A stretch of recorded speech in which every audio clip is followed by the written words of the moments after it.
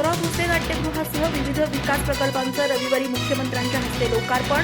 पालकमंत्री प्रकाश आंबेडकर आणि मंत्री चंद्रकांत पाटील यांनी केली नाट्यगृह आणि सभास्थळाची पाहणी. आरोग्य, क्रीडा आणि वाहतूक सुविधांनाही मिळणार नवी गती. केशवराव भोसले नाट्यगृहासह कोल्हापूर शहरातील विविध महत्त्वाच्या विकास प्रकल्पांचे लोकार्पण आणि उद्घाटन रविवारी मुख्यमंत्री देवेंद्र फडणवीस यांच्या हस्ते होणार आहे.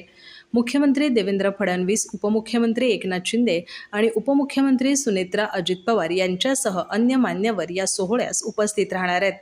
2 वर्षापूर्वी लागलेल्या आगीत केशवराव भोसले नाट्यगृहाचं मोठं नुकसान झालं होतं.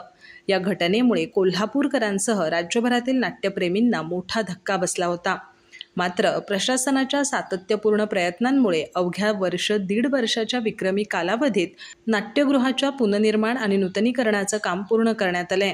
नाट्यगृहाचा मूळ हेरिटेज लूक कायम ठेवत आधुनिक आणि दर्जेदार सुविधांनी वास्तूचे सौंदर्य खुलवण्यात आले. नूतनीकृत नाट्यगृहाच्या लोकार्पणामुळे कोल्हापूरच्या समृद्ध सांस्कृतिक परंपरेला नवी गती मिळेल, असं पालकमंत्री प्रकाश आंबेडकर यांनी सांगितलं. उद्घाटनाच्या पार्श्वभूमीवर पालकमंत्री प्रकाश आंबेडकर आणि उच्च आणि तंत्रशिक्षण मंत्री चंद्रकांत पाटील यांनी संगीत सूर्य केशवराव भोसले नाट्यगृह तसंच प्रायव्हेट हायस्कूल येथील सभास्थळाची पाहणी केली.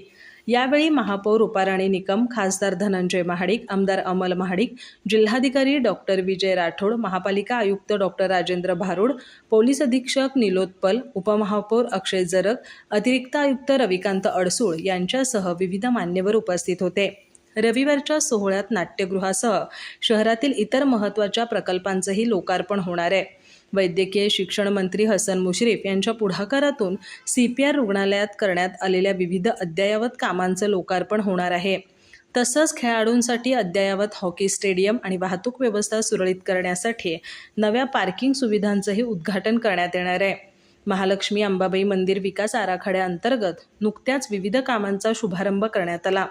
त्याच धर्तीवर कोल्हापूरच्या सर्वांगीण विकासासाठी विविध निर्णय आणि प्रकल्प वेगाने पूर्ण केले जात असल्याचं पालकमंत्री प्रकाश आंबेडकर यांनी सांगितलं. अधिक माहिती आणि ताज्या घडामोडींसाठी आजच आमचे चॅनल सबस्क्राईब करा.